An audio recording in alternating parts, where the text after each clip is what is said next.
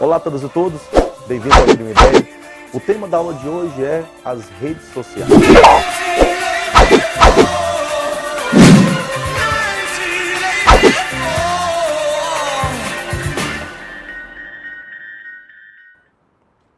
Bom, pessoal, nos últimos anos vem sendo muito recorrente na prova do Enem questões vinculadas às redes sociais. Mundo globalizado, internet, sociedade neoliberal, né? E a gente precisa ressaltar algumas questões aqui introdutórias. Hoje a internet ela é um meio, um mecanismo inevitável. Inevitável por quê? Não significa que todos os indivíduos tenham acesso a ela. Nós temos uma exclusão digital ainda grande no país e, ao mesmo tempo, estruturalmente no mundo inteiro. Porém, inevitável, porque todo o mercado, todas as relações de trabalho, todas as relações escolares estão vinculadas muito às redes sociais. Ela age nos princípios durkheimianos, né, como um fato social de maneira bem irredutível, né, sobre os indivíduos. Ela age de tal maneira que, dependendo dos espaços onde você esteja, se você não tem acesso à própria rede social, você já é uma pessoa considerada excluída daquele contexto. Então eu gostaria de destacar nessa aula aqui algumas questões importantes a respeito da temática rede social, que pode ser um tema provável na redação do Enem e, ao mesmo tempo, é um tema que cai muitas questões. No ano passado, por exemplo, caiu uma questão na prova relacionada muito à noção da perda da capacidade humana de concentração no mundo da internet. Por quê? Porque o que a questão pedia para nós, na verdade, é para entender que informação e conhecimento são duas coisas diferentes. Sabemos muito bem que o excesso de informações pode não gerar, inclusive, conhecimento. Conhecimento, na verdade, é uma estruturação teórica, conceitual, em cima das informações que nós temos. É uma organização das informações.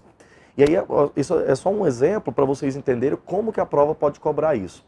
Existem algumas obras, né, da sociologia que são muito importantes. Por exemplo, Manuel Castells, uma das obras chamada Galáxia da Internet, e ele vai tratar algumas questões que são essas listadas aqui na tela para vocês.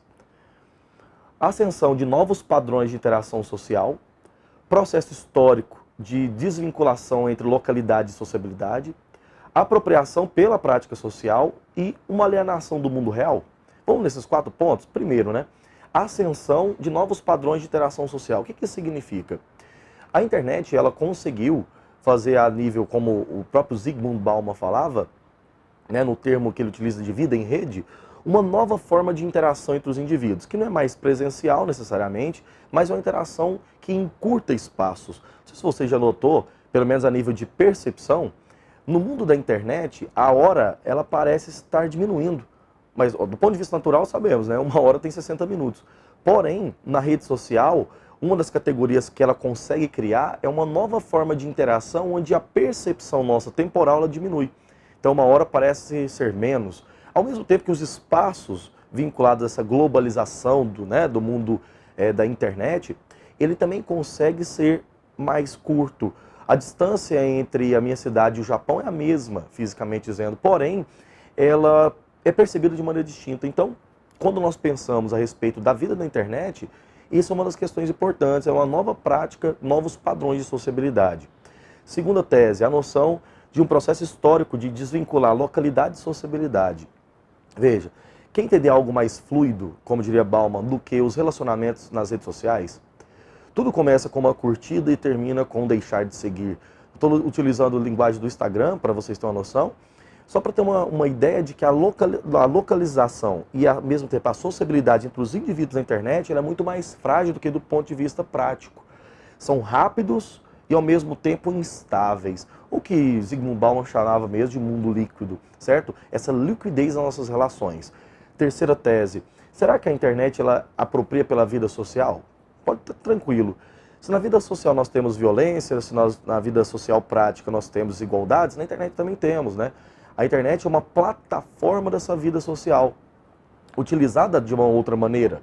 É claro que as regras, as normas e os condicionantes na vida da internet é distinta necessariamente do que na vida prática real. Porém, ela tem muitas características que são mecanismos novos. Por exemplo, violência, racismo. Racismo é uma coisa estrutural, na internet ela tem também. Discurso de ódio, liberdade de expressão, crimes, tudo tem na internet. Por exemplo, falando de crime, vocês devem se lembrar da Lei Carolina Dickmann, assim apelidada, né? A Lei Carolina Dickmann, por exemplo, foi criada em 2012, que é a lei dos crimes cibernéticos. Até 2012 nós não tínhamos uma tipificação penal específica para crimes na internet. A partir de agora nós temos uma regulamentação nessa vida, vamos colocar assim, virtual, certinho? Quarta questão, a internet nos aliena da vida social? Será? Não sei. Eu acho que seria muito simplista de nossa parte entender que a internet está ali distante do mundo real. Como eu acabei de dizer para vocês, a realidade tem uma nova forma de se apresentar ou se representar. A internet, ela apenas virtualiza aquilo que já está na vida prática. Todas as condicionantes nossas há no mundo da internet. As pessoas se relacionam? Sim, relacionam também na internet. Beleza? São novos padrões, novas formas, porém, formas que são existentes. Certinho? Uma outra obra também fundamental na história do pensamento sociológico a respeito, né, da questão das redes sociais, da vida da internet, é um livro do Pierre Levy chamado Cybercultura. Ele vai destinar o conceito de cybercultura para entender toda a rede e tudo que envolve o mundo da internet. O que seriam, em outras palavras, né? Tudo que envolveria as relações na internet está dentro da cybercultura. Então ele coloca práticas, materiais intelectuais, atitudes, modos de pensamento, valores que se desenvolvem dentro da internet. Então, a vida como as pessoas se relacionam, a forma como os indivíduos se interagem, tudo está dentro da cybercultura. A cybercultura, ela se manifesta dentro de um cyberespaço, ou do que ele chama de rede. Vamos na citação direta dele para a gente entender? É o novo meio de comunicação que surge da interconexão mundial de computadores, não apenas a infraestrutura material de comunicação digital, mas também todo o universo oceânico de informações que esta abriga, assim como os seres humanos que navegam e se alimentam desse universo. Interessante, né? Veja que essa citação dele, ela é relacionada a tudo o que envolve o mundo da internet. Então, a cybercultura se manifesta no cyberespaço. Ora, vamos pensar a respeito de uma coisa? No caso das redes sociais, como algo específico da vida em rede, nós temos algo que é uma produção criativa e ativa do indivíduo. Ao mesmo tempo que os indivíduos eles apenas coletavam informações da internet, agora nós podemos também produzir informações. E isso é interessante porque a internet ela democratiza, em outros termos, né, o acesso à produção intelectual. Por exemplo, a mídia, que era a única fonte, quando eu falo mídia, inclusive lembre-se, né, jornais, emissoras de TV, que eram as únicas fontes confiáveis ou seguras, vamos colocar em outras coisas, de informações, né, e questões de notícias, hoje não são mais necessárias assim. Não são mais necessariamente elas as únicas fontes. Elas perdem também para os próprios indivíduos, que individualmente produzem informações. Que pensa, eu posso muito bem colocar uma notícia na minha rede social, no meu Instagram, no Instagram do próprio canal Crime Ideia, e essa notícia ela ser pioneira antes do próprio meio de comunicação ter acesso a ela. Então o furo jornalístico, nesse caso, ele se torna algo muito raro, mas ao mesmo tempo valorizado, porque conseguir colocar uma coisa na cabeça das pessoas antes da internet é muito raro. A internet ela tem uma facilidade, né, uma rapidez muito grande com isso. Então, nós temos esse lado positivo. Há um lado super negativo, as fake news. Vocês sabem muito bem que o ato de criar informações não significa que eu vou criar informações que sejam válidas, honestas e que tenham fontes confiáveis. Fake news é outro grave problema que a gente passa, justamente porque as informações podem ser criadas de maneira falsa e elas se tornam muito difundidas a ponto das pessoas acreditarem facilmente nelas. Vamos ver algumas? Podemos listar algumas?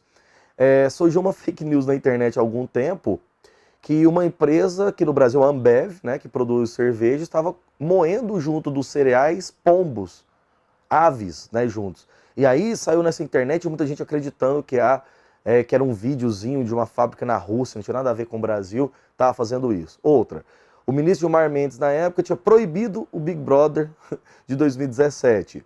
Veja, fake news. O governo do estado de Goiás estava distribuindo bonecas, né, para crianças no ensino fundamental com sexo trocado com a tal da ideologia de gênero. Quer dizer, mais uma forma muito desonesta de produzir informações. Tá certo?